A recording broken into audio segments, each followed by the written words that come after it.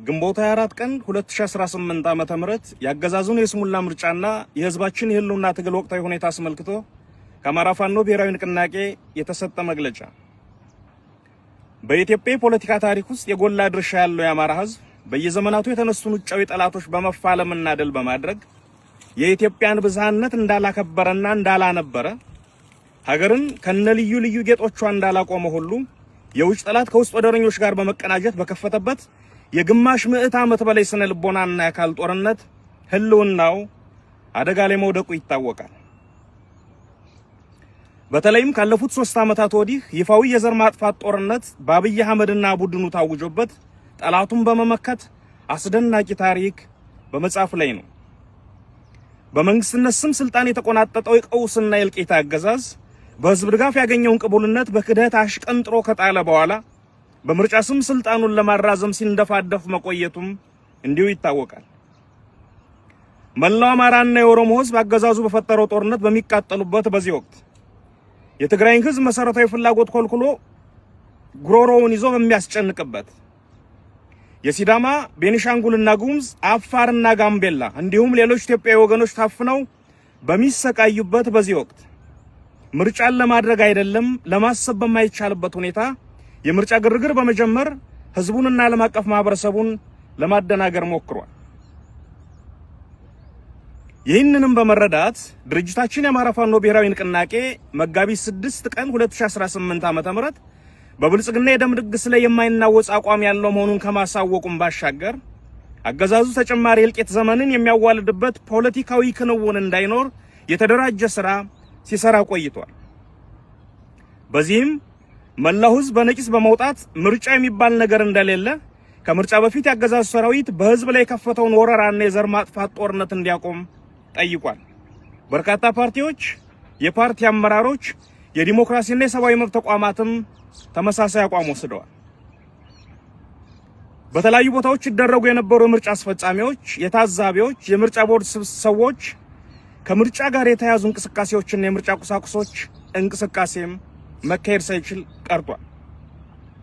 ይህ ይሳካ ዘንድም ድርጅታችን አፋብን የአብይ አህመድ አገዛዝ ይህንን የስሙላ ምርጫ ለማካሄድ የፈለገው ለዲሞክራሲ ስርዓት ግንባታ ሳይሆን በህዝባችን ላይ ለሚፈጸመው የጅምላ ጭፍጨፋና ማፈናቀል የመግደያ ሰርቲፊኬት ለማግኘት መሆኑን በዚህ የደም ድግስ ላይ የሚሳተፉ አካላት ሁሉ ከአገዛዙ ጋር እኩል ተጠያቂ እንደሆኑና ንቅናቄያችንም አስፈላጊውን እርምጃ እንደሚወስድ አስቀድሞ ማሳወቁ ትልቅ አስተዋጽኦ ነበረው።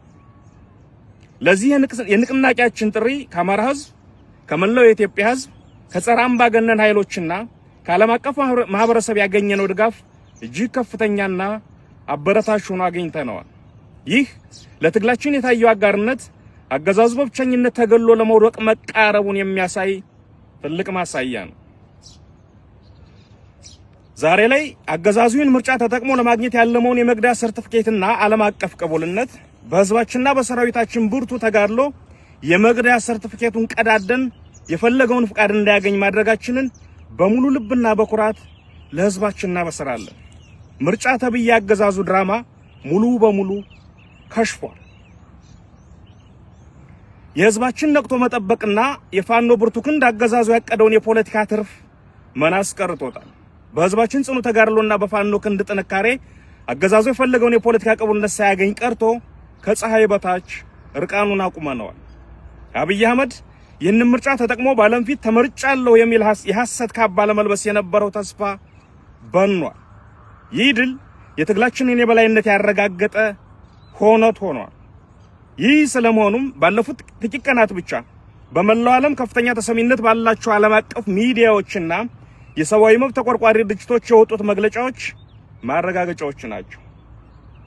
የተከናወነው የምርጫ ቲያትር እጅግ አስቂኝና ለወደፊቱ ትውልድ የፖለቲካ ውድቀትና የስሙላ ምርጫ ምን እንደሚመስል ለማስተማሪያነት የሚያገለግል ተጨማሪ ክስተት ሆኖ አልፏል። ድምጽ መስጠቱም ሆነ ውጤቱ አስቀድሞ በቤተ መንግስት ተጠናቆ የቀረበ መሆኑን ህዝብ ብቻ ሳይሆን ያገዛዙ ካድሬዎች እንኳን ሳይቀሩ በሚገባ እንዲረዱት ተደርጓል። ንቅናቄያችን በፈጠረው የፖለቲካ ጫና ምክንያት ያገዛዙ መዋቅር ውስጥ ያሉት ግለሰቦች እንኳን በስርዓቱ ላይ እምነት እንዲያጡና የውስጥ መከፋፈል እንዲፈጠር ሆኗል። ይህ የሚያሳየው አገዛዙ ከውጭ ብቻ ሳይሆን ከውስጥም እየፈረሰ መሆኑን ነው። ትግላችን አሁን ወሳኝ ምዕራፍ ላይ ይገኛል። አምባገነኑና ደመጣጩን አገዛዝ ለአንዴና ለመጨረሻ ጊዜ ከመንበሩ አስወግደን የህዝባችንን ህልውና ዋስትና የምናረጋግጥበት ጊዜ ቀርቧል።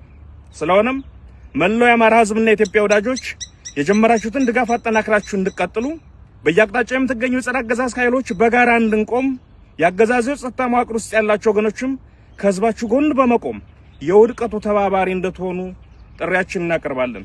በመጨረሻም ከግንቦት 21 ቀን 2018 ዓ.ም ጀምሮ ተፈጻሚ የተደረገው የተሽከርካሪ እንቅስቃሴ ገደብና የጥንቃቄ መመሪያ በመጠናቀቁ ከነገ ግንቦት 25 ቀን 2018 ዓ.ም ጀምሮ መደበኛ እንቅስቃሴዎች እንዲቀጥሉ የተፈቀደ መሆኑን እናሳውቃለን።